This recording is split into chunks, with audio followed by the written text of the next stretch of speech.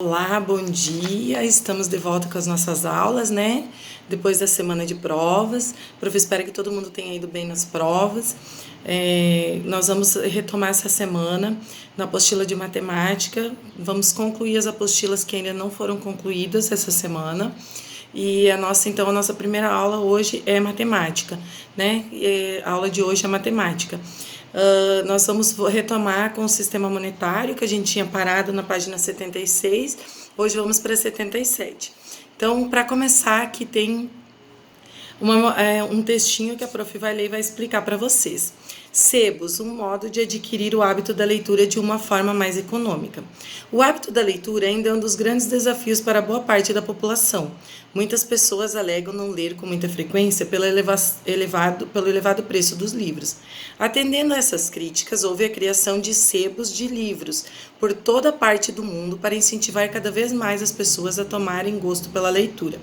Sebos são livrarias que comercializam livros usados, às vezes por preços mais baratos aos comprados nas grandes livrarias.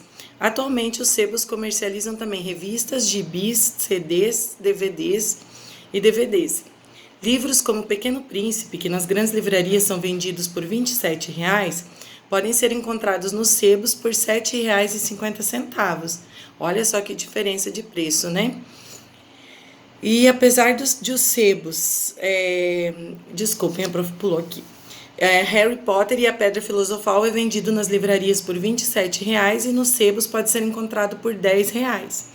Apesar de os sebos e livrarias acolherem praticamente o mesmo público, suas mercadorias diferem. Enquanto nas grandes livrarias podemos encontrar lançamentos e autores novos no mercado, nos sebos podemos encontrar edições limitadas de obras que já não são mais publicadas, verdadeiras raridades. Olha só que bacana!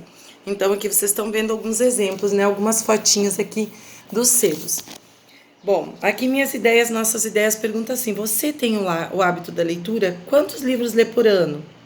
E aí, galera, vocês leem? Quanto que vocês leem? Lê só o livro da escola ou lê além do livro da escola, né? Vamos começar a pensar sobre o hábito da leitura. A prof tem falado muito na sala de aula sobre isso, né? Pra gente ler todo dia um pouquinho, que seja meia hora por dia, 2, 3 páginas, mas que tenhamos o hábito da leitura diária, porque vai melhorar muito o vocabulário de vocês, vai ajudar vocês na escrita, né? A escreverem corretamente as palavras e também a melhorar a fluência da leitura. Se puderem ler em voz alta, melhor ainda, porque aí ajuda mais ainda a desenvolver a leitura de vocês. Você já visitou um sebo ou conhece alguém que tenha visitado? Se você tivesse que comprar um livro, você optaria por comprá-lo em um sebo ou em uma grande livraria? Essa discussão fica para vocês fazerem aí com a mamãe, com a família de vocês, tá bom? Então vamos lá para as atividades. Então vocês entenderam o que é o sebo?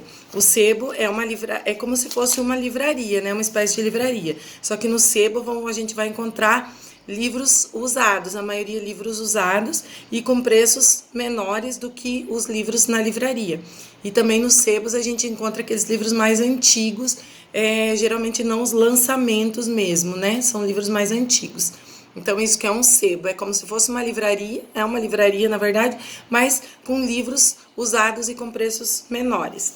Bom, então aqui na número 9, na página 78, atividade 9, diz assim: de acordo com o texto, o que são os sebos? Só vocês dar uma lidinha lá que vocês vão achar. Número 10, na sua opinião, é importante adquirir o hábito da leitura desde a infância? Por quê? Essa é uma resposta pessoal de vocês. Número 11, quais são os produtos encontrados nos sebos? Lembra que a prof falou? Os livros, revistas, gibis, CDs, DVDs, né? Tá lá no texto também a respostinha. E agora a gente vai iniciar com as situações problemas, nossos probleminhas. Todos os probleminhas hoje estão envolvendo o sistema monetário, ou seja, o dinheiro, né? O dinheiro tanto em notas, papel, cédula, e também o dinheiro em moedas. Então, hoje a gente vai trabalhar com o sistema monetário. Número 12. Roberto trabalha em uma indústria de cerâmica de segunda a sexta-feira. Veja o salário que ele recebe mensalmente, representado em cédulas e moedas. Então, aqui vai ter o salário dele, ó, em cédulas, que nem a prof falou, e moedas, tá? Isso aqui é o salário que ele ganha por mês. Aí pergunta assim, qual o valor do salário de Roberto? Então vocês vão ter que fazer 4 continhas. Primeiro vocês vão somar as cédulas de R$ 100, depois as cédulas de 20 e depois as moedas. Depois vocês vão juntar o que deu nas três continhas aqui numa só, para dar o valor total do salário dele. Letra B. Todo mês, Roberto gasta R$ 325 com o aluguel da casa onde mora com sua família e 77 com condução. Quanto sobra do seu salário? Então, aqui serão 2 continhas. A gente precisa descobrir quanto que ele gasta e depois nós vamos calcular a diferença do que ele ganha com o que ele gasta. Lembram qual que é a operação que a gente usa para calcular a diferença? É a subtração, a continha de menos, né? Então, serão 2 contas. Primeiro, soma tudo que ele gasta e depois calcula a diferença do que ele ganha com aquilo que ele gasta, certo? Letra C. Depois de ter pago seu aluguel e sua condução, Roberto foi ao supermercado e suas compras totalizaram R$ 213. Quanto ainda restou para Roberto após ter pago as suas despesas? Então, vocês vão lembrar quanto que sobrou ali em cima, depois que ele pagou o aluguel, né? E a condução. E aí, vocês vão ter que calcular a diferença do que ele gastou com as compras, para saber quanto que vai sobrar aqui ainda do salário dele. Letra D. Você sabe o valor do salário mínimo? Pesquise. Roberto ganha mais ou menos que um salário mínimo. Aí essa aí é a pesquisinha para vocês fazerem no Google, tá bom? É bem fácil, só pesquisar lá qual o valor do salário mínimo brasileiro, que aí já aparece lá o valor. E aí vocês vão falar se ele ganha mais ou se ele ganha menos que o salário mínimo brasileiro. Página 80. O salário mínimo é o mais baixo valor do salário que os empregadores podem legalmente pagar aos funcionários pelo tempo e esforço gastos na produção de bens e serviços em âmbito nacional. Também é o menor valor pelo qual uma pessoa pode vender sua força de trabalho e existe em praticamente todos os países do mundo. Getúlio Vargas foi responsável pela instituição do salário mínimo no Brasil em 1930. Getúlio Vargas era presidente do Brasil nessa época. Com uma forma simples, criou uma cesta básica e recomendou que o salário mínimo deveria cobrir 10 cestas básicas regionais de gêneros alimentícios. A padaria do Sr. Carlos... Bom, então o salário mínimo é o valor estipulado de salário para cada funcionário receber pelo seu mês trabalhado. É o valor mínimo que o empregador deve pagar. Isso legalmente, né?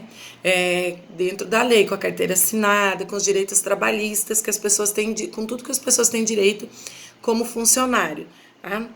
Número 13. A padaria do Sr. Carlos é uma das mais antigas da cidade e é famosa por fazer o melhor sonho das redondezas. Esse doce maravilhoso é vendido por R$ 3,00 a unidade. O Sr. Carlos possui um forno e nele cabem 3 assadeiras, em cada uma 12 sonhos. Quantos sonhos o Sr. Carlos consegue assar ao mesmo tempo? Ele vai colocar 3 assadeiras e cada assadeira vai ter 12 sonhos. Então, vocês vão fazer o desenho das assadeiras e depois vocês vão calcular quanto que vai caber no forno. 3 assadeiras com 12 sonhos. É a continha de multiplicação essa aqui. Ou então, vocês podem fazer ela de adição também.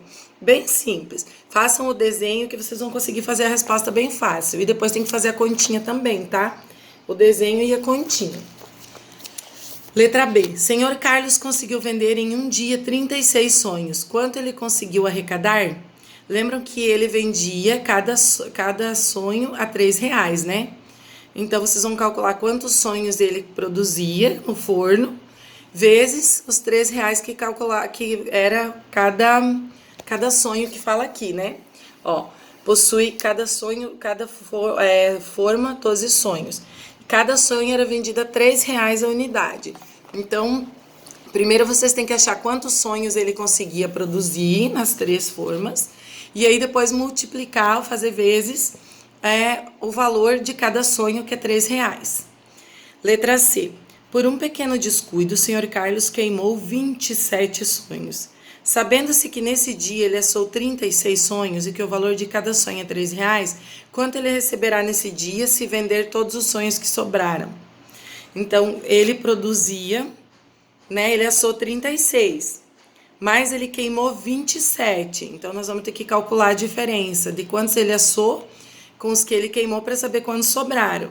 E aí, a gente vai fazer vezes o valor de cada sonho, que é R$3. Então, são 2 continhas na letra C também. Letra D. Paula foi à padaria do Sr. Carlos e fez o seguinte pedido: 20 sonhos, 2 pães de queijo, 4 roscas e 8 pedaços de bolo. Esse pedido totalizou R$83 e Paula deu ao Sr. Carlos uma cédula de 100. Quanto Paula receberá de troco? Então, nós vamos ter que calcular a diferença do valor de R$100 que ela deu com o quanto que ela gastou lá na padaria com o pedido dela. Lembram qual que é a continha que a gente usa para calcular a diferença? É o cálculo de subtração, a continha de menos.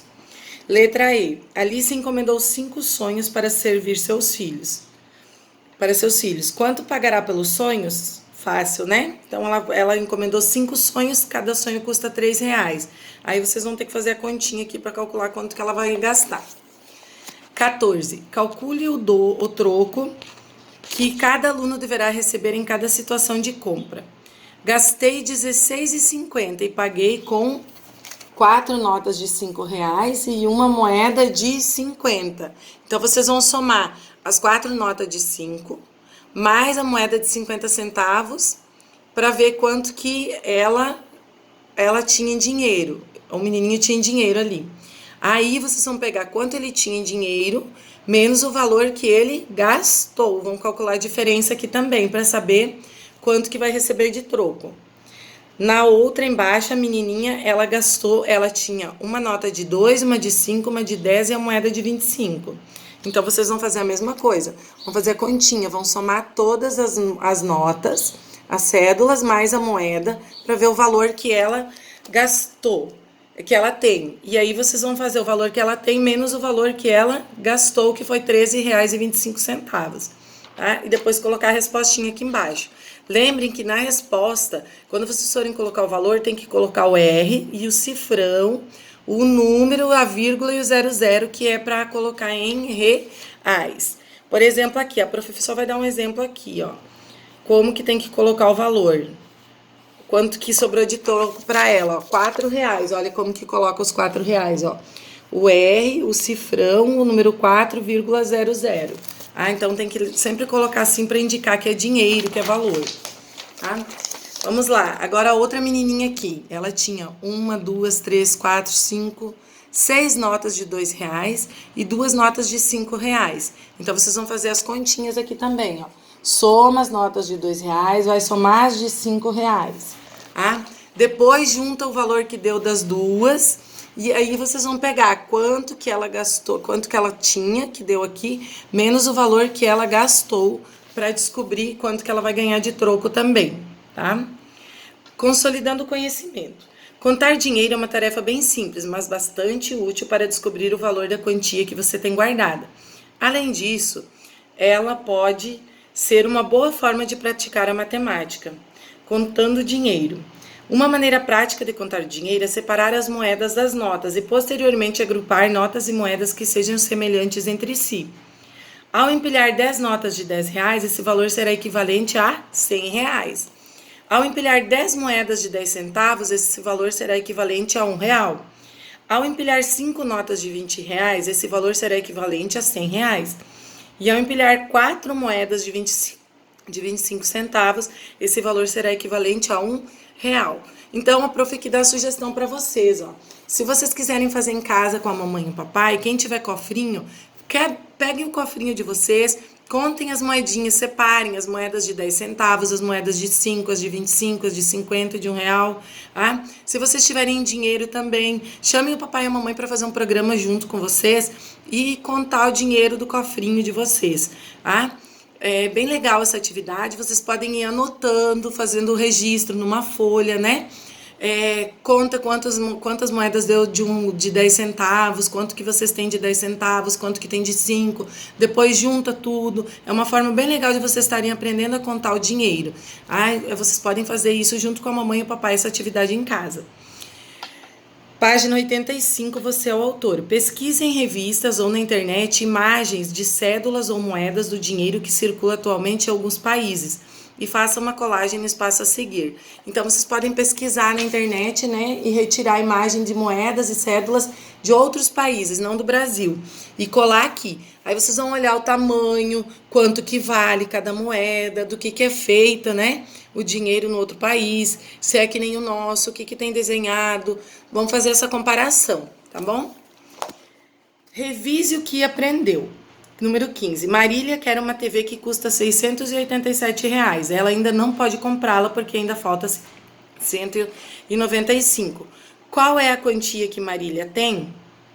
Então, vocês vão pegar o valor da TV, menos o valor que falta, para vocês saberem quanto que ela tem, certo? É uma continha de subtração, porque tem que calcular a diferença de quanto custa com o que ela tem. Aí vocês vão descobrir quanto que falta. 16. Carol e Matheus foram à livraria para comprar alguns livros. Observe abaixo os livros que eles compraram. Então, eles compraram... Carol comprou a Bela e a Fera, que custou 35, e o Matheus comprou o Peter Pan, que custou 37, tá? Ao pagarem os livros, a vendedora informou que o livro Alice no País das Maravilhas é o dobro do valor do livro do Peter Pan. E o livro Robin Hood é o triplo do valor da Bela e a Fera, do livro A Bela e a Fera. Determine o valor dos livros Alice no País das Maravilhas e Robin Hood. Em seguida, preencha-os abaixo da imagem de cada livro. Então, vocês vão calcular aqui. Alice é o dobro, né? Alice no País das Maravilhas é o dobro do valor do Peter Pan. Vocês sabem calcular o dobro, né? É fazer 2 vezes o valor. E do Robin Hood é o triplo da Bela e a Fera. Então, vocês vão ter que fazer 3 vezes o valor da Bela e a Fera. E aí depois vocês vão colocar o resultado aqui, ó, embaixo do livro aqui, ó. Colocar o valor ali que deu, que vocês calcularam. Letra B. Carol levou o seguinte valor para comprar os livros. Ela levou essas 2 notas aqui, uma de 100 e uma de 50. Então, vocês vão fazer a continha aqui, quanto que deu, quanto que ela levou. Desculpem. Essa quantia é suficiente para ela comprar os 2 livros? Para saber se é suficiente, vocês então vão calcular quanto que ela tem e vão calcular o valor dos 2 livros juntos. Aí vocês vão comparar se quanto ela tem é suficiente para comprar os 2 livros.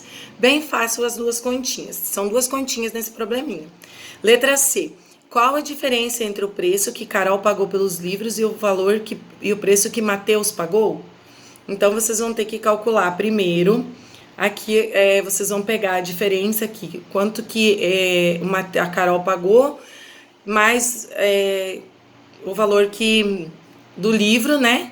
E aí vocês vão fazer o cálculo aí de quanto que ele pagou menos o que ela pagou, para saber se quem que pagou mais, né? Se o Matheus que pagou mais, tá? Qual a diferença entre o preço que Carol pagou pelos livros e o preço que Matheus pagou? Vocês vão calcular quanto que ela pagou e depois vocês vão fazer o quanto que ela pagou menos o que ele pagou, certo? 2 continhas também, tá? Olha aqui, 2 continhas, ó. Na verdade, já tem, né, aqui os 2 preços. Então, vocês só vão juntar os valores aqui que vocês já tinham pego antes aqui, tá? E aí, vocês vão fazer um menos o outro. E esse é o nosso último probleminha de hoje. Então, esses problemas todos são envolvendo o sistema monetário. E se vocês tiverem alguma dúvida, é só pedir para a mamãe entrar em contato com a prof, certo? Um beijo, até amanhã, até a nossa próxima aula.